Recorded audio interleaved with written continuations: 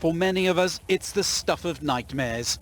For thousands of families in rural East Australia, it's everyday life, a life they share with a plague of mice.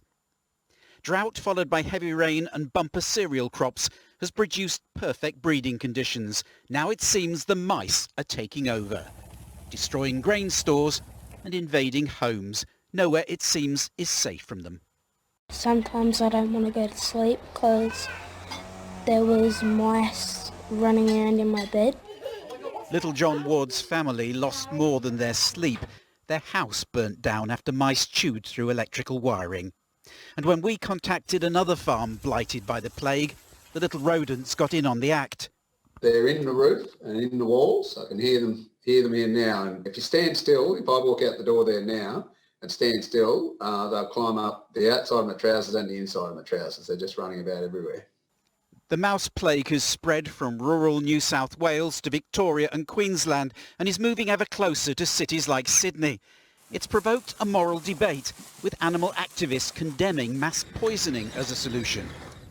Mice can feel pain and they can feel fear, and it's their right to live. These animals are just looking for food. That's naive nonsense, says Deputy Prime Minister Michael McCormack.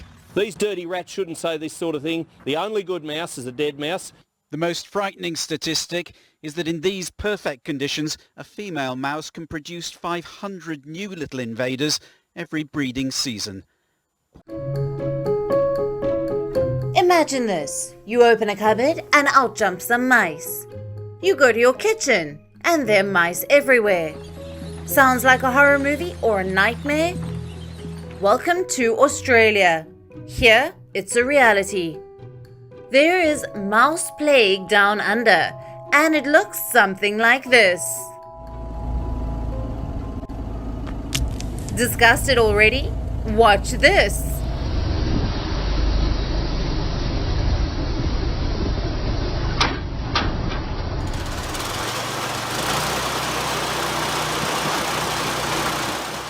It's raining mice, quite literally.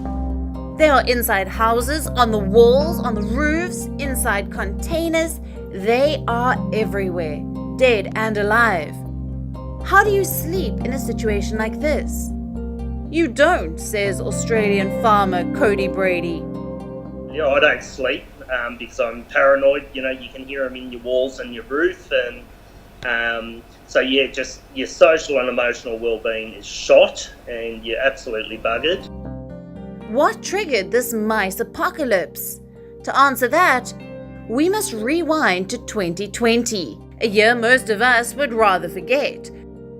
But for Australian farmers, it was a good year, a year of rain. It rained more than the 2 previous years combined. The ground became fertile, and there was a bumper harvest. But no one saw the mice coming. The rain brought them by creating an ideal condition for the little rodents. Once they had a sizable army, the mice went straight for the harvest. The wheat, the barley, they infested it all. They also attacked hotels, food marts and bakeries, childcare centres, and made no exception for old age homes.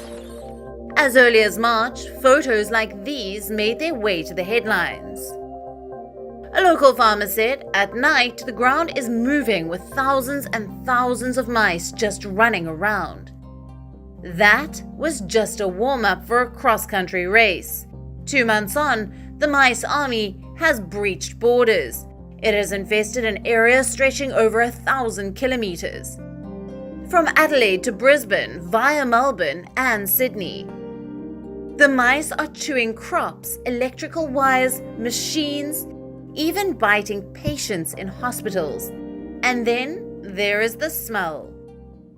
The smell is rotten. Like, you know, the live smell of a mice is, you know, terrible, but yeah, the dead smell's, 10 times worse. So what is Australia doing about the tailed army? It has declared a war. Houses have been fortified. There are strategies in place and traps are being laid. Australian authorities have announced a mouse plague package worth $50 million. The money will be used to bait and poison the mice army. People living in cities have been told to use steel wool to patch up holes in their homes. Also seal their doors. So my house is absolutely sealed, like a submarine. Like, I've got rubber around my doorways and underneath. I've got about 15 bait stations, and I spend at least an hour every morning and every night picking up dead mice, But how many of these creatures do you kill? If one pair of mice manages to get away, by the end of the season, you will have 250 others. Australia knows this. It is no stranger to plagues. Mice have terrorized the country through the 80s, 90s, and as recently as 2011. But some farmers say this is the worst they have seen.